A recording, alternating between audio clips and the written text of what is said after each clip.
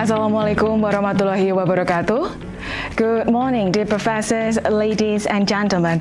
Welcome back again to the third International Symposium of Global Physiology, Challenges for Physiologists in the Post-COVID-19 Pandemic Era through the Development of Innovative Science and Technology. My name is Karisma Dewi, and it's always been an honor for me to be here as your MC today. I'd like to invite Dr. Denny and as well as Dr. Rachel joining us from the US. Good morning, Dr. Rachel. Thank you so much for joining us. And of course, to all of IPS members or Indonesian Physiological Society. One more time. In 3, 2, 1, cheers. Thank you, Dr. Denny, Dr. Rachel, and all of the IPS members. Now let's move on to all of the participants.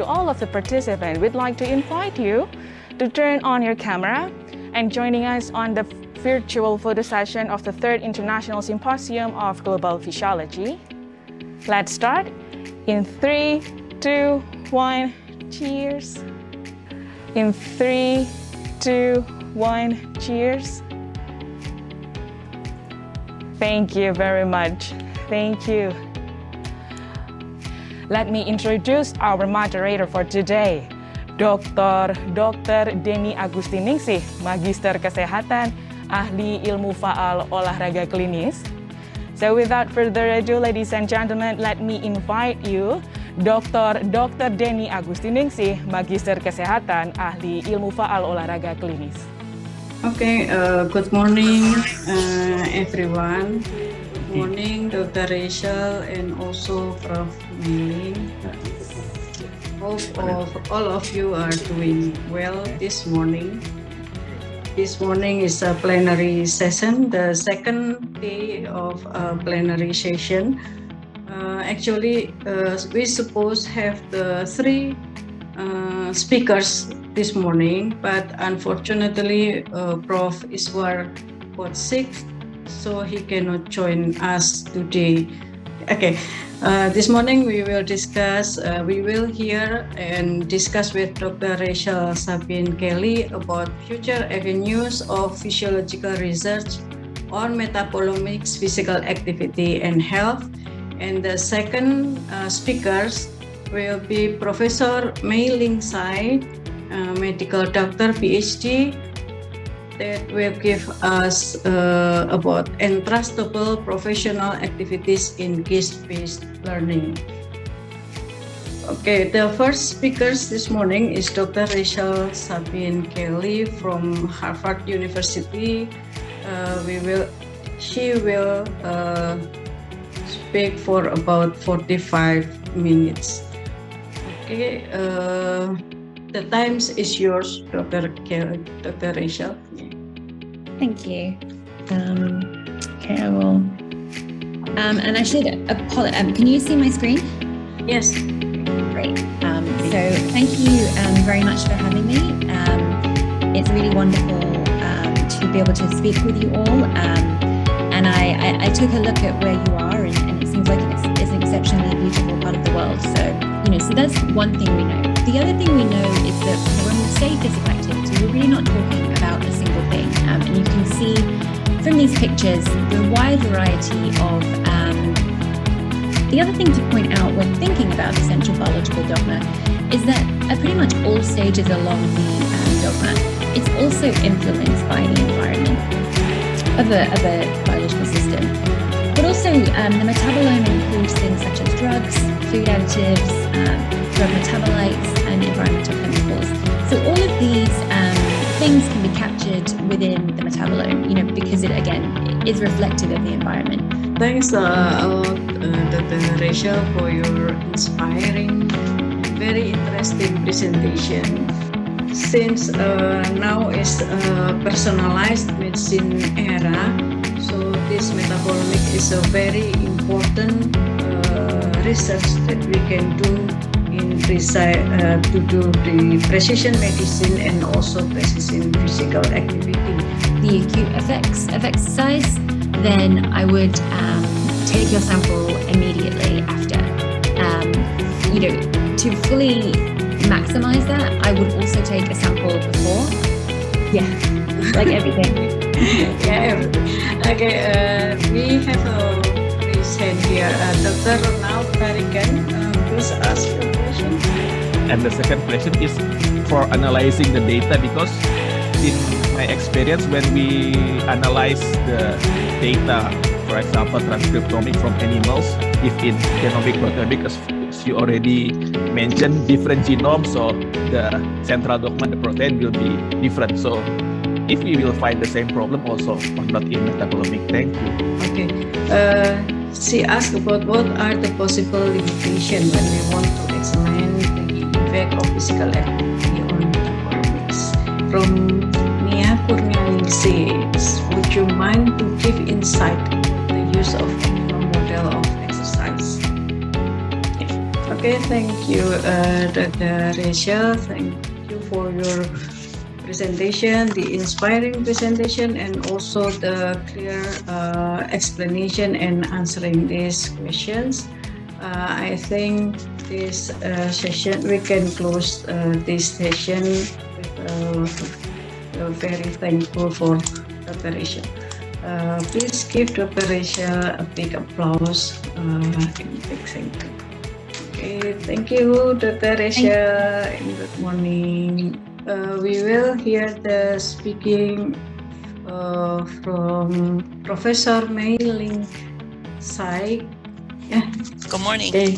Good morning, Professor. How are you? Good. Okay.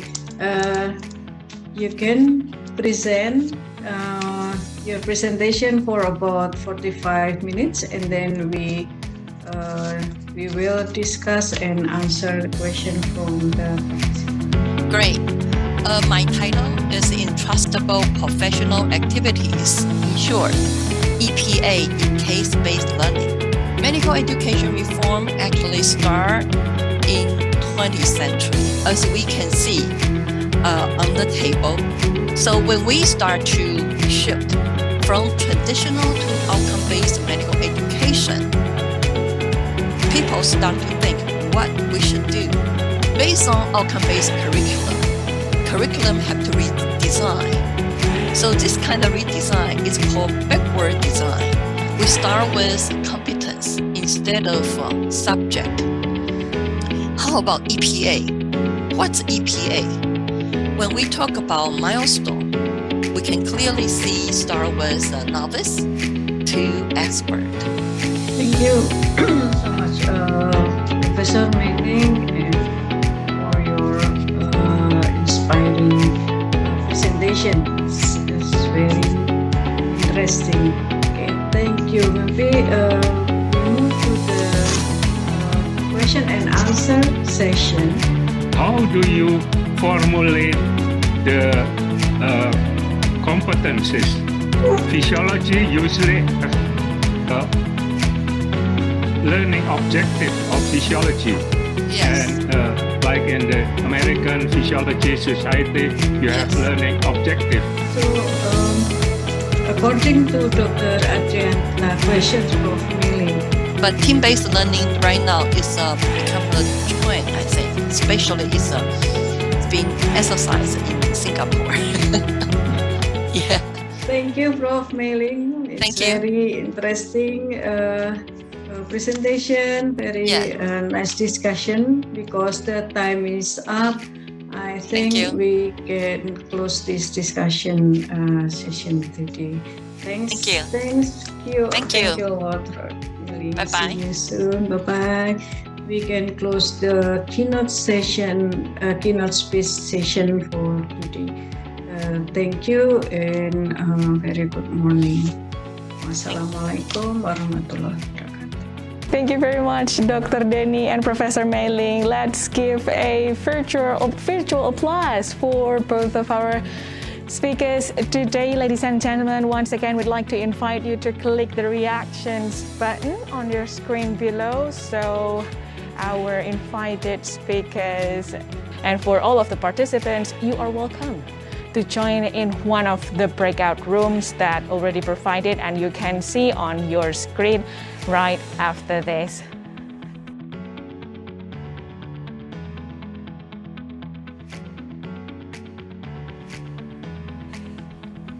As you can see on your screen, ladies and gentlemen, Ahmad Abror Asidiki. And then we have Mr. Edwin Widodo. Congratulations. Ibu Indah Sari, congratulations once again. Sir Ibu Mila Hayati, we also have Ibu Nia Kurnianingsih. Thank you very much for the participation. Ibu Reski Amelia, Bapak Dokter Hewan Sudarmanto Indar Julianto, and also Ibu Nia Kurnianingsih. Once again, congratulations for all of the winners in this third ISGP 2022. Ladies and gentlemen, to sum up this past 2 days event, we'd like to have Dr. Slamet Widianto, Sarjana Science, Master of Science, as the head of IPS Chapter Yogyakarta to deliver his closing remarks. So, ladies and gentlemen, please welcome Bapak Dr. Slamet Widianto, Sarjana Science, Master of Science. Once again, welcome, join again to the ISGP 4 on 2004.